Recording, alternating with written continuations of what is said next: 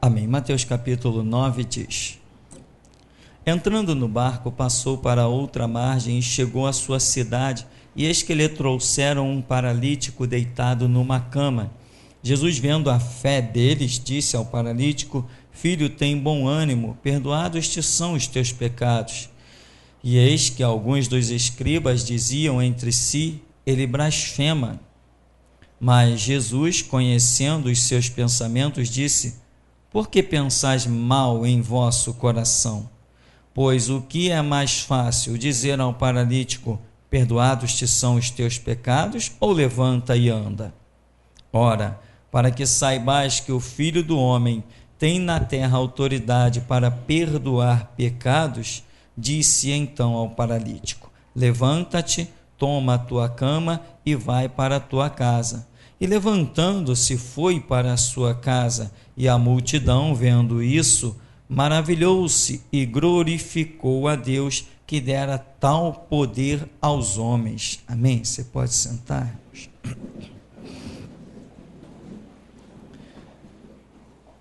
Essa e outras passagens bíblicas, nós queremos entender uma lição que eu imagino estar aqui dentro. Uma lição de conceitos feridos que muitas vezes nós temos, e apesar dos projetos tão gloriosos de Deus, dia a dia, não é o projeto de Deus que é errado, são as pessoas que não aceitam os projetos de Deus. Mas por que não aceitam os projetos de Deus? Isso são coisas que às vezes me deixam um pouco fora de mim, tem coisas que eu não entendo, talvez na minha vida também tenha erros, projetos de Deus que eu também não entendo, eu não sei. Mas uma coisa eu sei que eu faço, eu paro para consultar ao Senhor.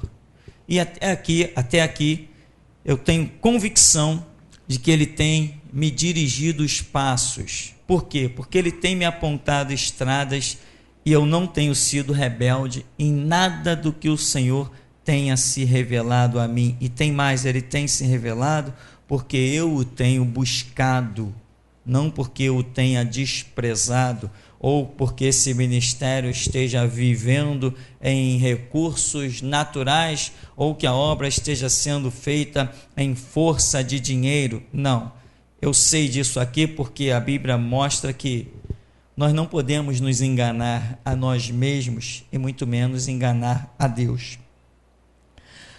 Esse texto aqui, ele fala algo que para mim é intrigante. Quando Jesus, as pessoas trazem um enfermo e Jesus opera essa maravilha, mas quando Jesus diz para o homem: Filho, tem bom ânimo, perdoados te são os teus pecados. Eis que alguns dos escribas diziam entre si: Ele blasfema. Irmão, isso aqui tem sido uma coisa que nos últimos meses Deus tem me feito perceber muito, e realmente eu digo, recentemente, nos últimos meses. Por quê? Os escribas não era uma pessoa qualquer, não era alguém da multidão, não era alguém lá do meio do povo dizendo: esse Jesus está blasfemando, porque ele disse que perdoados são os pecados daquela pessoa. Não era uma mulher, não era um homem comum, um cidadão comum, um trabalhador comum. Quem está dizendo que Jesus está blasfemando é um escriba. Foram escribas e foram sacerdotes. Não se vê nenhum do povo usando esta palavra. Blasfêmia. O Antigo Testamento diz que aquele que blasfemasse fazendo uso do nome do Senhor seria digno de morte. A blasfêmia era um pecado em que a pessoa estaria mentindo ou criando uma situação falsa e ela jogava no meio disso o nome de Deus. Então esse pecado de blasfêmia, ele era punido com a morte. A punição não tinha julgamento, a punição é a morte, já está decretada por Deus. Mas você não vê nunca ninguém do povo dizendo, Jesus blasfemou. Ou então, será que Jesus não está blasfemando? Ou uma dúvida no meio do povo em que alguém classificasse Jesus, ou estivesse tentando classificá-lo como um blasfemador, como alguém digno de morte, alguém digno de ir para o inferno. Mas escribas falaram isso, fariseus falaram isso, saduceus falaram isso, sacerdotes falaram isso, os membros do Sinédrio falaram isso.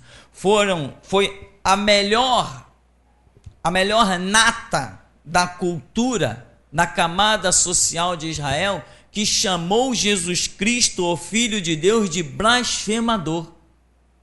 Mas o povo não chamou. Não há nenhum relato de que alguém no meio da multidão, ouvindo a pregação de Jesus, os ensinamentos dele, alguém se levantasse e dissesse assim, tu é um blasfemador, eu não vou mais te ouvir não. Não tem esse relato. É sempre aquela turma que deveria ter um comportamento diferente, que está tendo um comportamento horrível.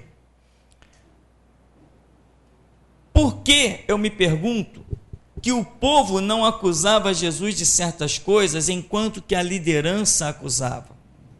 Sabe qual é a diferença? São os conceitos que estão na nossa cabeça, que nos fazem julgar as coisas de uma ou de outra forma.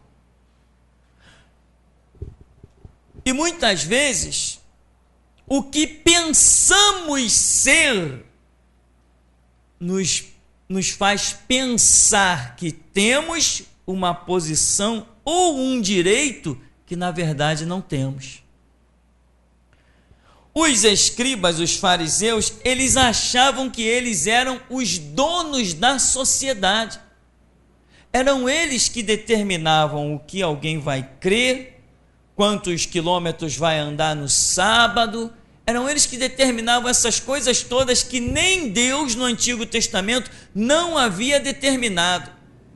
Então eles se acham muito acima daquilo que realmente Deus lhes deu para ser.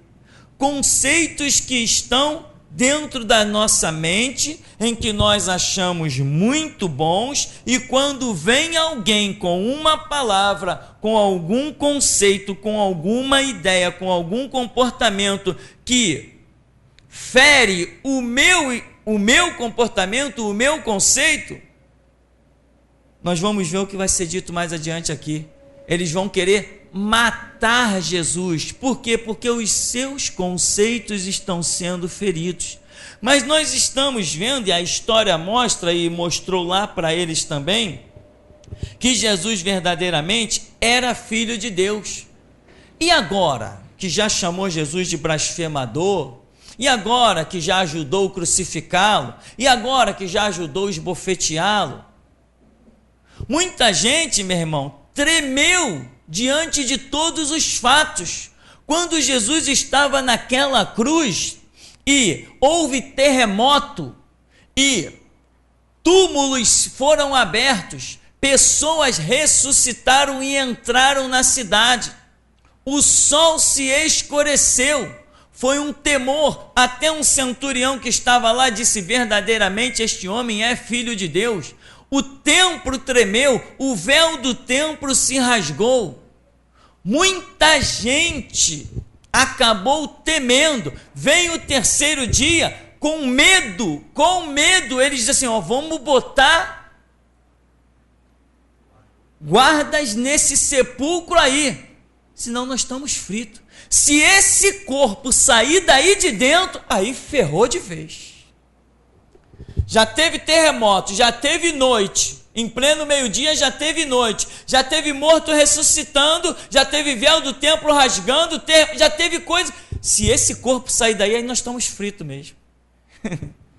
Foi lá falar com o Império Romano, vem cá, o corpo está lá dentro ainda? Tá. Olha, disseram lá que ele ia ressuscitar ao terceiro dia, para evitar que um dos discípulos venha e roube o corpo e diga que ele ressuscitou, porque aí o mal será muito pior, será incontrolável. Na verdade, eles estão atemorizados com tudo que já está acontecendo. Mas e daí?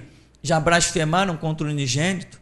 Já o mandaram crucificar? Eles não enxergavam mais caminho de retorno dessa situação. Então eles estão lutando para manter Jesus simplesmente morto, porque para eles era uma solução, por causa dos seus conceitos e etc. Mas e agora?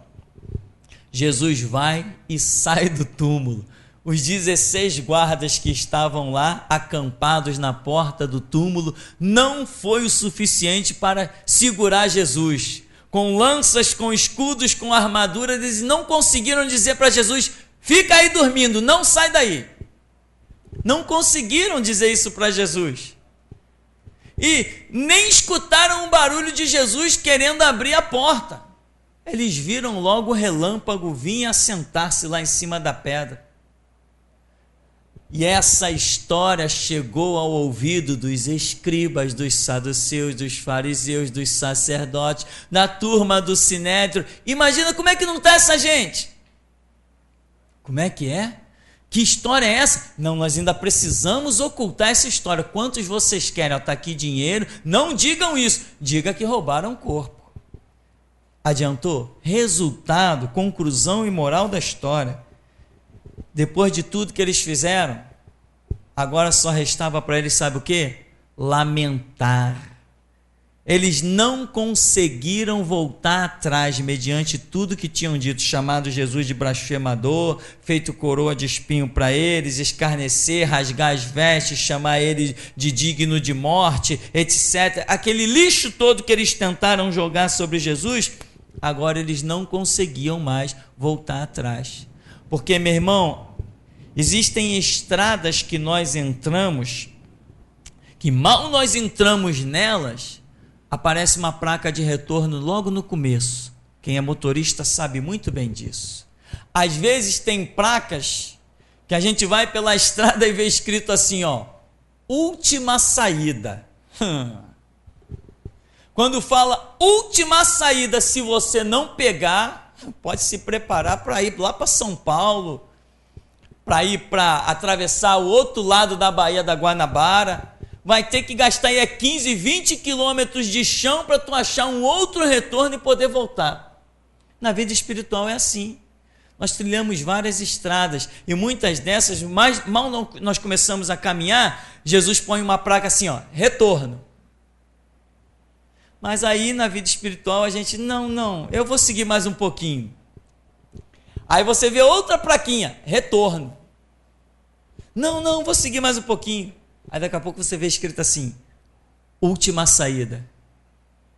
Passou direto, já era. Ou seja, você não tem mais volta. Você vai ter que trilhar aquela estrada até o fim. Vai ter que pagar o preço de não ter atentado para aquelas placas. Esses cidadãos aqui, os escribas, saduceus, fariseus, eles foram assim, eles ignoraram todas as placas de retorno. Eles ignoraram Lázaro saindo do túmulo. Lázaro foi uma placa de retorno. Eles ignoraram a ressurreição do filho da viúva de Naim. Foi uma placa de retorno. Eles ignoraram Jesus ressuscitando a menina Talita Cumi. Ignoraram isso. Eles ignoraram todas as placas de retorno. A última placa de retorno para eles foi a própria ressurreição. Foi a última saída. Eles não atentaram para a ressurreição de Cristo. Não, vamos eliminar essa última placa aí também. Quanto vocês querem, está aqui o dinheiro, para vocês não dizerem nada dessa história. Esquece essa história. Diga apenas que vieram os discípulos dele e roubaram o corpo. Puxa vida. Tinha que ser discípulo de aço para vencer 16 guardas romanos com todos aqueles critérios. O exército mais poderoso. 16 guardas daquele vencia uma multidão. Então, mas qual é o grande problema? O grande problema é uma palavrinha que Jesus disse aqui, ó. Filho, tem bom ânimo. Perdoados são os teus pecados. Alguns dos escribas diziam, ele blasfema. Jesus, conhecendo os pensamentos deles diz assim, por que vocês pensam esse mal no coração?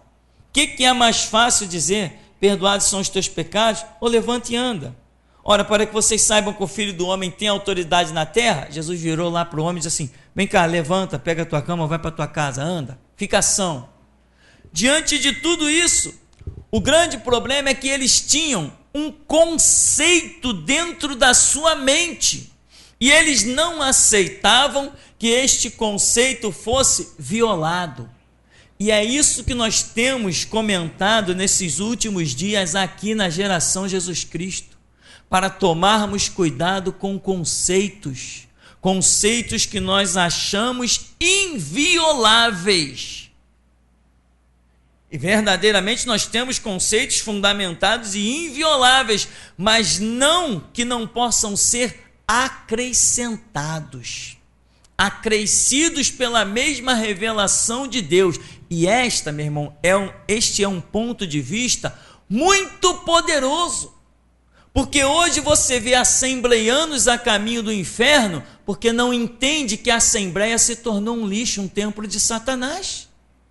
Ele estava tão fundamentado. Hoje você vê batistas com 30, 40, 50 anos de igreja batista que não conseguem entender que hoje Satanás passeia ali por dentro através da maçonaria. Você hoje vê presbiterianos que não são capazes de compreender que não é mais igreja aquele negócio. Ele não percebe que ele não tem mais oração, que ele fala, as palavras dele são vazias. Ele não percebe que não existe mais uma pregação, ele não percebe que tudo que ele tem que fazer ali são textos decorados, ficar decorando textos e contando historinhas. Ele percebe tudo isso. Só que dentro da sua mente, os seus conceitos que estão arraigados continuam prendendo ele ali com correntes de ferro. E ele não consegue arredar o pé daquela situação. Por quê? Vai ignorando uma placa aqui, uma placa ali, e de repente os conceitos da sua mente se tornam tão soberanos em si mesmo, que ele acaba se perdendo, simplesmente se perdendo. Aqui, Jesus diz assim, tem bom ânimo, perdoados são os teus pecados. Como é que é? Esse camarada está blasfemando. Ué, por que ele está blasfemando? Não, porque só Deus pode perdoar os pecados. Perfeitamente, só Deus pode perdoar os pecados. Mas olha, qual era a promessa que eles esperavam? Não era do Messias, do ungido de Deus, do Filho de Deus que se manifestaria? Só que dentro da mente deles, o conceito que eles estão aguardando não é bem como aquele que se manifestou. O conceito revelado era aquele que se manifestou, mas dentro da mente dele eles criaram outros conceitos e acabaram simplesmente se perdendo.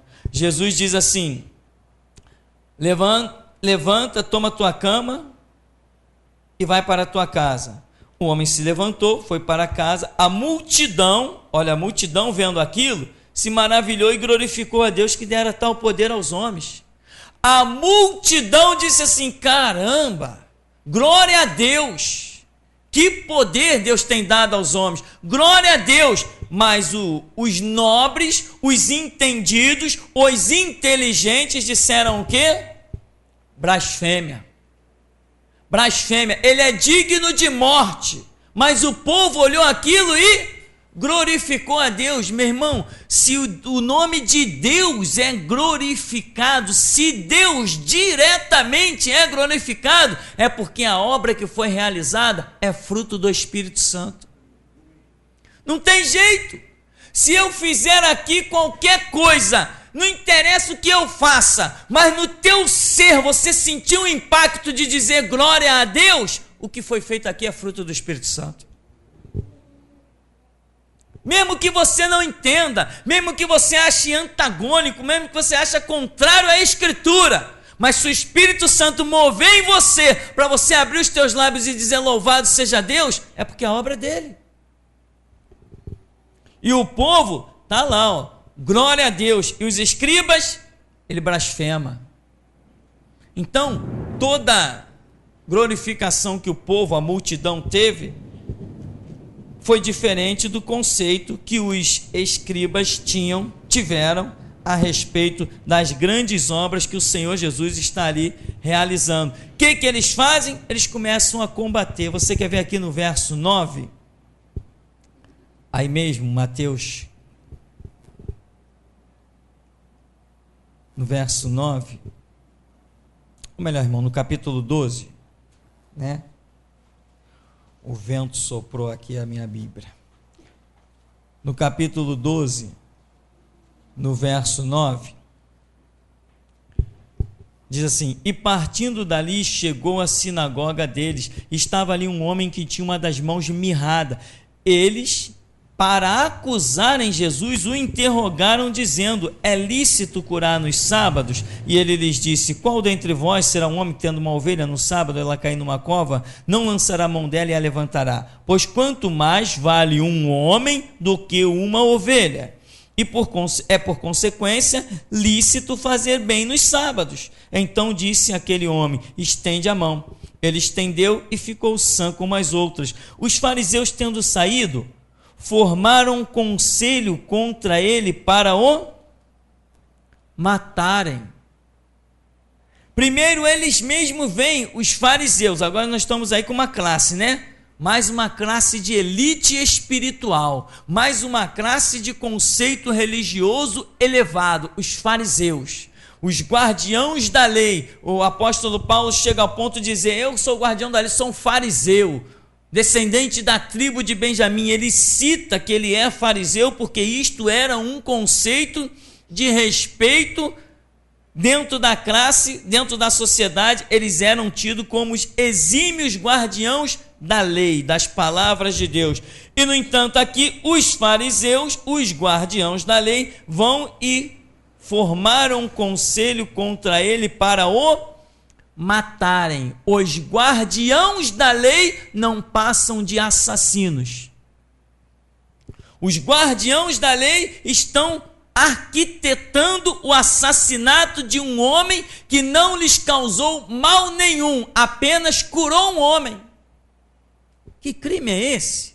Que conceito é esse que está dentro da cabeça das pessoas? Que ideologia as pessoas têm, que quando vê até uma grande, estrondosa e maravilhosa obra, ela ainda assim tem um sentimento tão mesquinho, uma obstinação tão horrenda, que quer matar aquele que está realizando uma grande obra. Isso é o ser humano. Ou melhor, esta é a podridão que está dentro do ser humano. Por isso a Bíblia diz que todos pecaram e destituídos estão da glória de Deus e que o salário do pecado é a morte. Fariseus, escribas, onde nós vamos parar? O que passa dentro da cabeça do ser humano? E nós, irmãos, precisamos entender que hoje nós temos uma mensagem que não foi pregada antes tão abertamente. Eu quero dizer uma coisa aqui à igreja, que restauração já foi anunciada no século passado, só que ela não foi levada adiante. Já tivemos homens levantados com a voz da restauração no século passado, no século 20. Só que eles não foram tão corajosos como eu tenho sido. Eles não foram tão valentes como eu tenho sido. Eles não tiveram disposição para encarar o sistema como eu tenho sido. Mas já teve gente chamada antes de nós. Só que eles não foram adiante. Eles se intimidaram e por aí tantas coisas aconteceram. E nós temos a prova desses homens que foram chamados em livros que temos escritos aí na nossa sala, em mensagens que eu tenho lá no meu computador, uma série de coisas. Livros então nem se fala, tem muito aí, de homens chamados para a voz da restauração. Um dos exemplos tão conhecidos na nossa sociedade brasileira foi um homem chamado Caio Fábio. Foi o homem chamado para pregar restauração no Brasil, foi o chamado reverendo Caio Fábio. Hoje não é nada, hoje nem servo de Deus não é. Como ele mesmo declara, eu não sou mais evangélico. Ele mesmo declara, eu vi recentemente uma entrevista com ele na internet, onde ele está dizendo, eu não sou mais evangélico, mas foi um homem chamado para pregar restauração. Em que uma vez foi pregar no aniversário na cidade do Rio de Janeiro, lá no aterro do Flamengo, num palanque, e lá estava em cima brigadeiro, general, capitão da PM, gente das Forças Armadas, governadores, prefeitos, todo mundo em cima do palanque, e chamaram ele, agora com a palavra, vai nos trazer uma palavra, o reverendo Caio Fábio. Ele subiu no palanque, ele falou, por gentileza, aqui em cima no palanque, eu quero só os homens de Deus, os pastores, os demais, por favor, queiram descer. Desceu todo mundo com a sua farda e com as suas estrelas, desceu a escadinha do palanque, foi lá para baixo, lá em cima ficou só os pastores. Ele abriu a boca, rasgou o verbo e disse assim, Rio de Janeiro é uma vergonha, porventura alguém aí já tentou tirar uma carteira no Detran? Foi isso que este homem pregou na frente de governadores, prefeitos, chefe do Estado-Maior das Forças Armadas, seus brigadeiros, seus capitães. Foi isto que este homem pregou lá no aterro do Flamengo, e eu vi com esses olhos aqui. Fiquei impressionado, mas por que eu vi isso? Eu vi isso na televisão, meu irmão. Sabe o que é televisão? Eu vi e ouvi isso na televisão. É porque Deus estava me mostrando que hoje eu ia entender, ele fracassou e eu ia estar no lugar dele. Só por isso que eu entendo que eu vi aquela cena.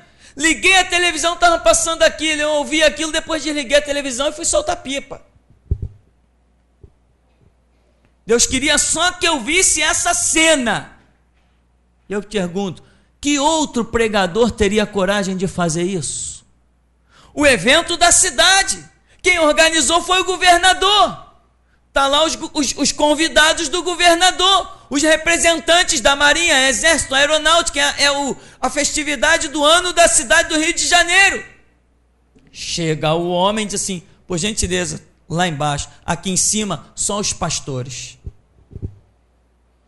Eu nunca vi outro homem com coragem para fazer isso. E ainda chega na cara de todo mundo e começa a falar dos desvios de verba e ainda diz assim, por acaso alguém já tentou tirar uma carteira de motorista no Detran?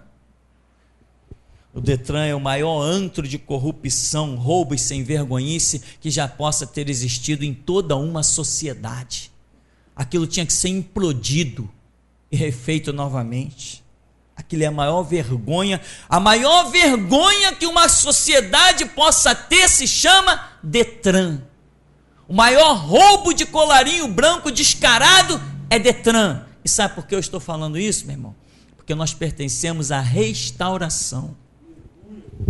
Nós falamos e tem mais, está conectado à internet para o mundo inteiro ouvir. Depois você pede o CD e você leva ele para onde você quiser. Teve um irmão hoje que veio conversar comigo e falou assim, pastor, eu vou distribuir umas mensagens aí em tal lugar, tem problema? O pastor acha que pode ter problema? Eu falei, faça o que você quiser. Manda para onde você quiser mandar. E o que acontece? Hoje nós temos uma mensagem dessa.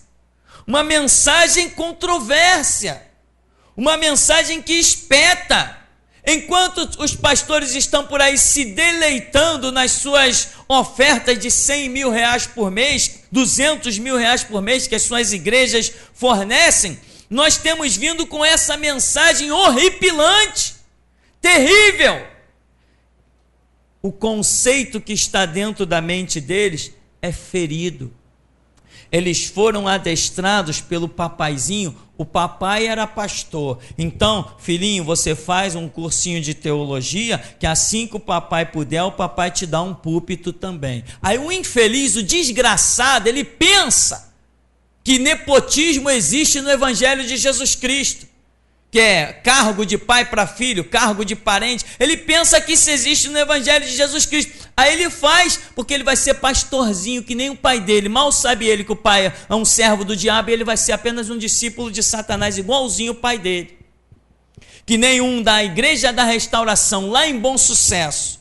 O pai pastor da Igreja da Restauração. Aí estava aposentado, cansado, não estava mais conseguindo levar a turma de desviados que tinha lá dentro. Aí chegou, mandou o filho fazer um cursinho de teologia, consagrou o filho e botou o filho no púlpito.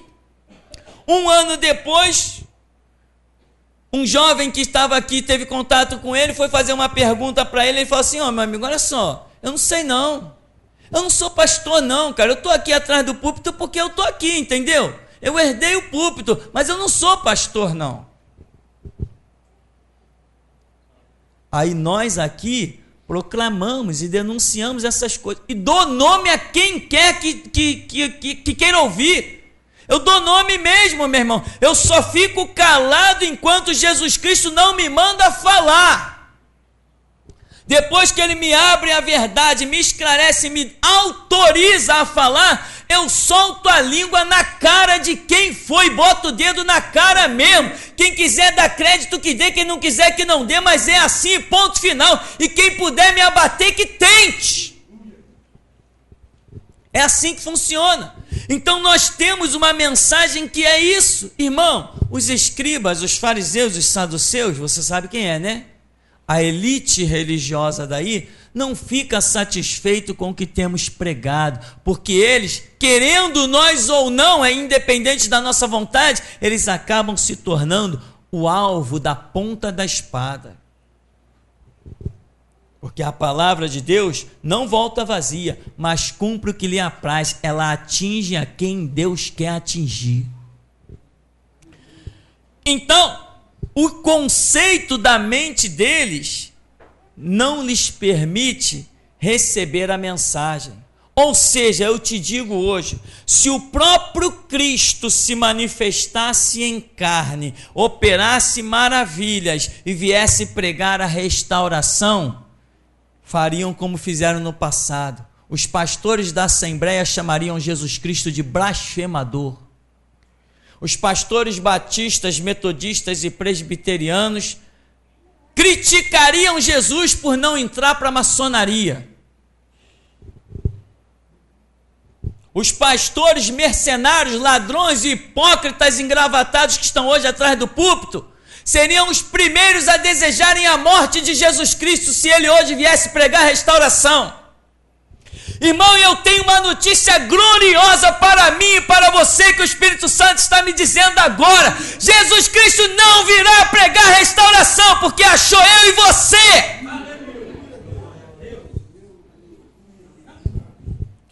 Você entende isso, meu irmão? Você entende o valor que você tem nessa última dispensação da era da igreja? Vão te chamar de blasfemador, vão preparar uma coroa de espinho para você, vão preparar uma cruz, vão preparar uma espada para te esquartejar, mas nada do que possam te dar nessa terra se compara ao que Deus preparou para você lá em cima. Se não tem um crente dessa igreja que ainda não foi chamado por irmãos de outras igrejas de fanático, de louco, de aberrativo, de pagão, de blasfemador, de mente, se ainda não tem, é porque ainda não está enquadrado na visão da restauração. Porque todo mundo que está enquadrado na visão da restauração tem que se cumprir sobre ele o que Jesus disse: Pai, eu lhes dei a tua palavra e o mundo os odiou. Você está sendo odiado, você é a ovelha negra, você é o zero à esquerda, você é o blasfemo, os, entre aspas, irmãos das outras igrejas não te dão papo, não te dão bom dia, não olham para a tua cara. Glorifica a Deus, porque isso é prova de que verdadeiramente você é templo do Espírito Santo. Então, meu irmão, as pessoas não estão com a sua mente propícia, eles estão obstinados, estão endurecidos e não estão dispostos a receber uma palavra que lhes seja contrária. Naturalmente falando, ninguém gosta disso.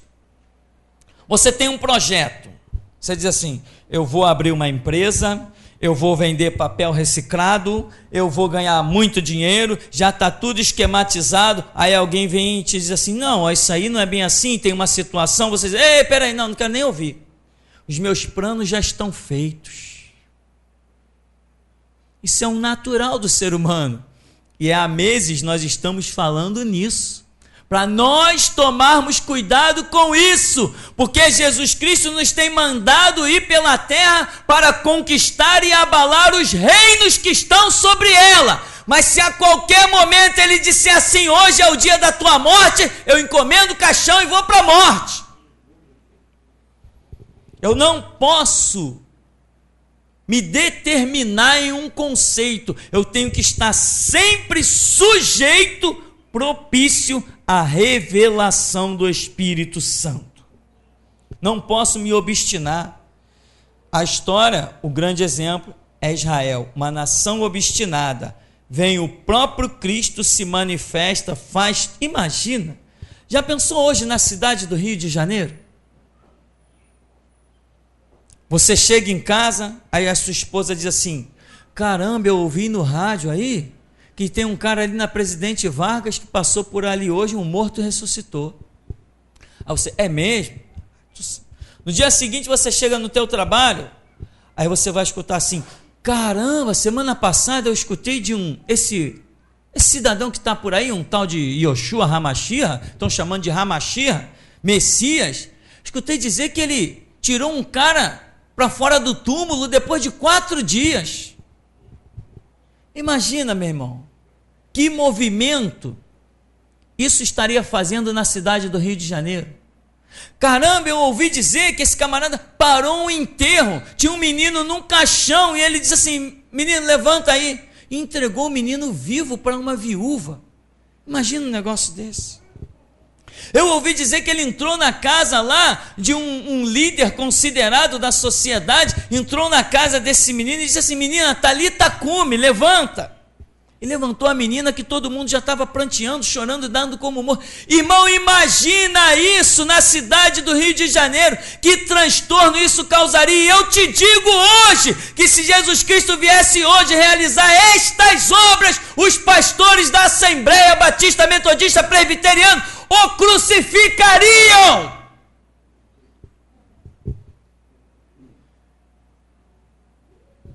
Acabariam com ele, os blasfemadores, porque eles não aceitariam Jesus Cristo dizer para ele que a igreja não é governada pelo Estado. Eles não aceitariam Jesus Cristo dizer para ele que entre luz e trevas não tem comunhão. Eles não aceitariam esta palavra, porque esta palavra, a fusão das trevas com a luz, tem dado muito dinheiro para esses mercenários. E eles não vivem pelo poder de Deus, eles vivem por dinheiro. Os pastores das Assembleias de Deus não aceitariam que Jesus Cristo se manifestasse a eles para lhes dizer que eles não devem se associar e se curvar ao reverendo Moon. Eles não aceitariam isso. Se eles aceitassem Jesus falando, aceitaria cada um de nós que tem falado em nome de Cristo. No capítulo 12, meu irmão, no verso 1, diz: naquele tempo, passou Jesus pelas searas em um sábado, e os seus discípulos, tendo fome, começaram a colher espigas e a comer. Os fariseus, vendo isso, apareceu eles de novo aí, né? Os fariseus, os amigos, disseram: eis que os teus discípulos fazem o que não é lícito fazer num sábado. Ele, porém, lhes disse: vocês não leram o que fez Davi? Quando teve fome, ele e os que com ele estavam, como entrou na casa de Deus e comeu os pães da proposição, que não lhe era lícito comer, nem aos que com ele estavam, mas só aos sacerdotes.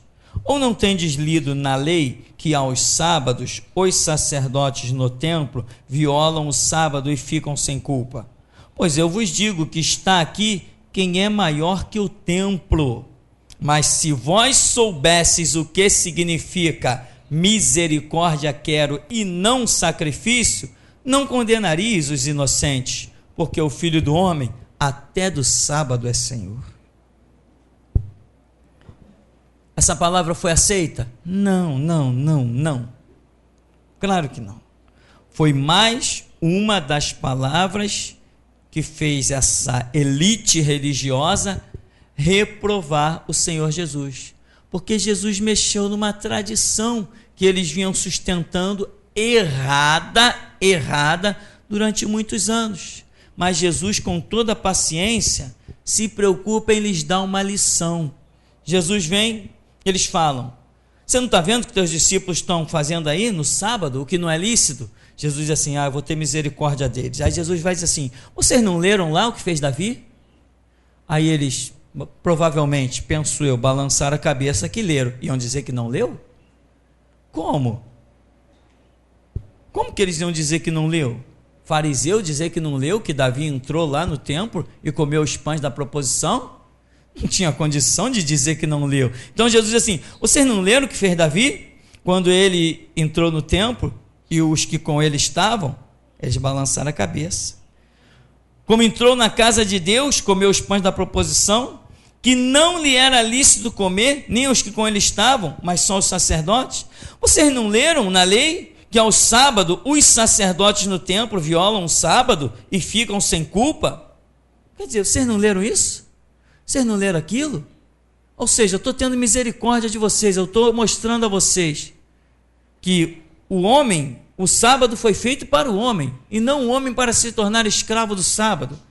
Aí ele diz assim: se vocês soubessem aquilo que vocês leram lá no profeta Oséias, misericórdia quero e não sacrifício, e o conhecimento de Deus mais do que os holocaustos. Jesus recita aqui: se vocês soubessem o que significa misericórdia quero e não sacrifício, vocês não condenariam os inocentes.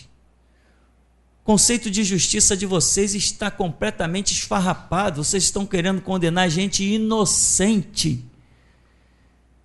Ou seja, irmão, esse é o nosso alerta que temos caminhado aí durante uns bons dias.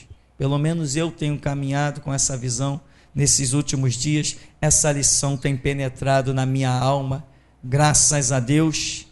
E nós precisamos entender que podemos ter, como aqui mostra o capítulo 12, conceitos muito bem arraigados e fundamentados, mas de repente pode vir uma lição de Jesus que possa mudar todo um conceito do que pensávamos, ou ainda que não mude o conceito do que pensávamos, pode vir nos acrescentar coisas grandes e firmes que nós ainda não sabemos. Amém, irmão? Então eu quero que essa série, essa visão dessa mensagem, eu espero que ela te acompanhe. Quando alguém vier falar alguma coisa para você, ouvir os outros custa alguma coisa? Quanto custa ouvir alguém? Não custa nada. Ouça e depois vá para onde? Vá para a oração. Vai buscar em Deus. Mas em algum momento aqui da Escritura, no confronto com os escribas, no confronto com os saduceus, no confronto com os fariseus, no confronto com os sacerdotes, com o sinédrio, em algum desses momentos, desses confrontos com Jesus, nós vemos alguém dizendo: e eles se retiraram para orar, eles se retiraram para consultar o Senhor pela oração, pelo Urim, pelo Tumim, eles foram em busca de um profeta. Existe isso? Não existe isso. Ou seja, reprovavam coisas em Jesus apenas com o conceito da sua mente e não com a revelação do Espírito Santo. Isso faz toda a diferença. Amém. E até aqui nos tem ajudado, Senhor.